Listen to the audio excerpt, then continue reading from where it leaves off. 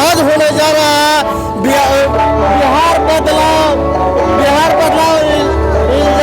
जैसा प्रोग्राम होने जा रहा है। इसमें मुस्लिम वोटर को भी संपूर्ण रूप से आयोजित किया गया है। ऐसे भी प्रतिबंध नहीं है कि मुस्लिम वोटर्स यहाँ पे आएंगे, अन्य लोग भी आ सकते हैं और यहाँ पे सभी मतदाता पहुँच सकते हैं। और यहाँ पे प्रशांत किशोर की बिहार बदलाव जैसा प्रोग्राम देखने के लिए और प्रशांत किशोर जी यहाँ पे जो है कि प्रोग्राम में क्या कहना चाहेंगे कुछ ही क्षणों के बाद मैं बताऊंगा। धन्यवाद।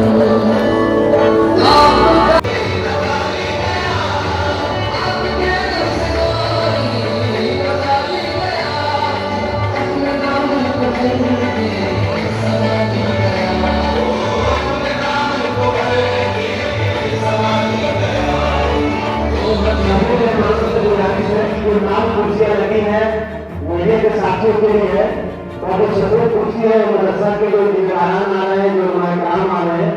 सुराज प्रशांत किशोर ये कह रहे हैं कि मुसलमानों को अपने बीच से अपनी रहनुमाई करने के लिए लीडर खड़ा करना चाहिए, लेकिन उन हिंदुओं के साथ मिलकर करना चाहिए जो विचारधारा के आधार पर आपके साथ लड़ने को चलने को तैयार है।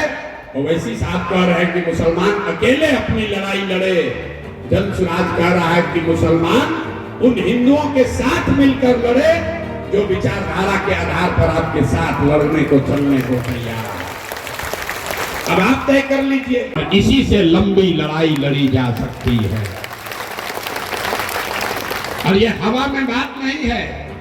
आजादी से पहले इसी समीकरण ने देश की आजादी की लड़ाई लड़ी है। देश की आजादी की लड़ाई किसने लड़ी? गांधी के मानने वालों ने लड़ा, बाबा साहब के मानने वाले लोगों ने आजादी की लड़ाई लड़ी, कम्युनिस्टों ने लड़ाई लड़ी, समाजवादियों ने लड़ाई लड़ी, मुसलमानों के पुरखों ने आजादी के लिए खून पसीना बहाया। तो जो आजादी से पहले की कांग्रेस थी, जो व्यवस्था थी, तब भाजपा का दम नहीं था, तब भी तो हिंदुत्व वाले लोग थे। लेकिन जब तक इन चार विचारधारा के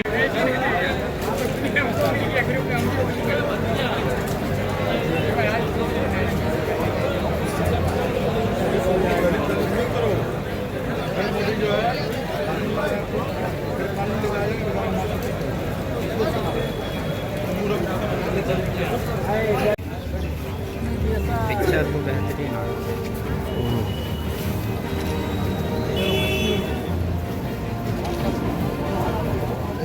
नीतीश कुमार ने मुसलमानों के साथ कोई दगा नहीं किया था। यहाँ बैठा हुआ हर मुसलमान ये मानेगा कि 2005 से लेकर 2014 तक नीतीश कुमार ने मुसलमानों के साथ कोई दगा नहीं किया। आपके लिए कुछ अलग से अच्छा न किया हो तो कुछ बुरा भी नहीं किया था।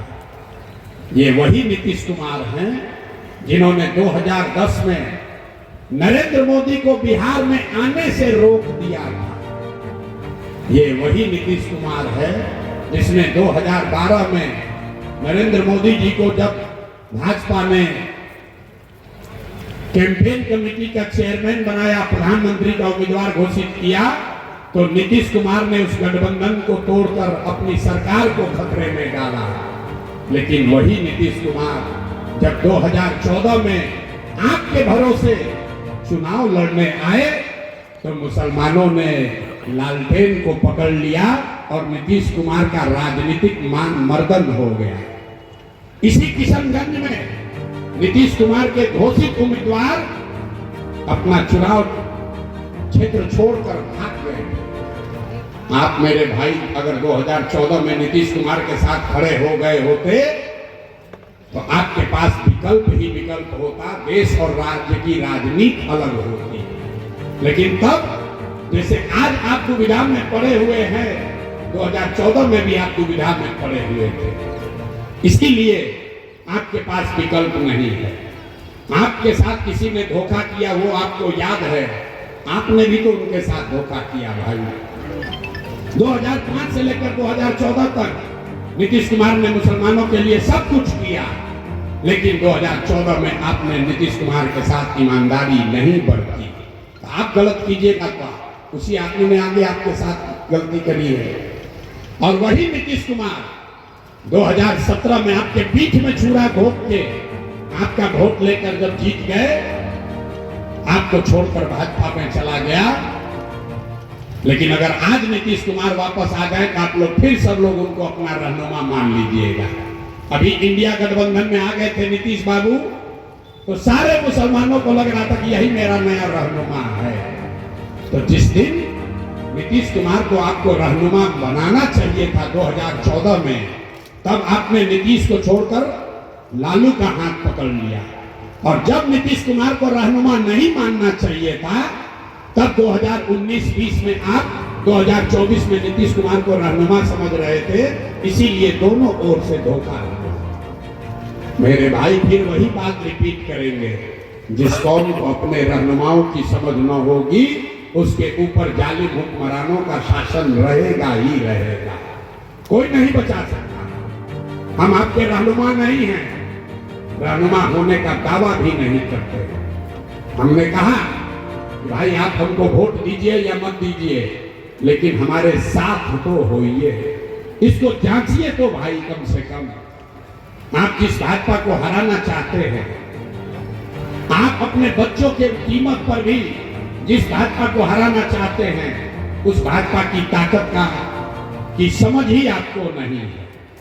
मेरे भाई, भाजपा की ताकत क्या है? भाजपा की ताकत मोदी नहीं है, भाजपा की ताकत अमित शाह नहीं है, भाजपा की ताकत पैसा संगठन नहीं है। भाजपा की ताकत है वो विचारधारा जिसको संघ कहते हैं, जो पिछले 50, 60, 100 सालों में 3 पीढ़ियों के खून पसीने से, उस विचारधारा के मानने वाले लोगों के खून पसीने से बनाई गई है। तो अगर उस विचारधारा आधारित व्यवस्था से लड़ना चाहते हैं, तो आपको भी विचारधारा आधारित व्यवस्था ही बनानी पड़ेगी। लोहे को लोहा काटता है। अगर भाजपा की विचारधारा को हराना है तो एक ही उपाय है, गांधी की विचारधारा को फिर से खड़ा कीजिए, वरना कोई दूसरा रास्ता नहीं। आप लोग 30 वर्ष से MYPY किए जा रहे हैं। भाई MY कोई समीकरण है ही नहीं, समीकरण MY नहीं है, समीकरण YM है। जहां पर Y समाज के लोग खड़े होते हैं, M समाज के लोग, मुसलमान लोग पूरी मुस्तैदी से उसको वोट करता है। और जैसे ही M मुसलमान कोई खड़ा हुआ, तो आधा से ज्यादा यादव समाज के लोग हिंदू बनकर भाजपा को वोट दे देते हैं। ये हम नहीं कह रहे, ये आपका अपना अनुभव भी वो होगा। कुछ लोगों को लगता है कि भैया यादव जी लोग हम लोग के साथ धोखा कर रहे हैं। हम आपको कह रहे हैं ऐसी बात नहीं है। अगर आप यादव को छोड़कर किसी दूसरे जाति वर्ग के साथ भी ये गठबंधन बना लीजिए, फॉरवर्ड के साथ, OBC के साथ, दलित के साथ, EBC के साथ, जिस किसी के साथ भी गठबंधन बनाइएगा यही होगा। क्यों होगा ये आप समझ लीजिए 2 मिनट में, और उसी से आपको आगे का रास्ता भी दिखेगा। इस देश में 80% हिंदू रहते हैं और भाजपा को वोट मिला है 40%। याद रखिए, जब भी कोई आकर ये बोले कि सारे हिंदू भाजपाई हो गए, तो ये आंकड़ा याद रखिएगा, 80% हिंदुओं के देश में भाजपा को 40% वोट मिला है। इसका मतलब है कि आज भी आधे से ज्यादा हिंदू भाजपा को वोट नहीं कर रहा। वो कौन हिंदू है मैं आपको बता रहा हूं। वो यादव कुशवाहा दलित नहीं है, वो ब्राह्मण बनिया नहीं है।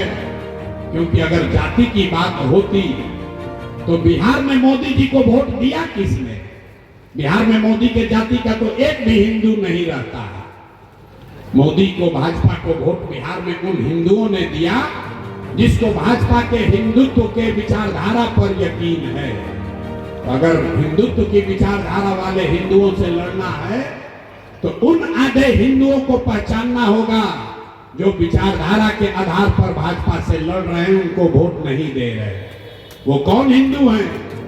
जो हिंदू गांधी को मानने वाला है, वो किसी भी जाति का हो, वो भाजपा से इत्तेफाक नहीं रखता है, वो भाजपा को वोट नहीं देता।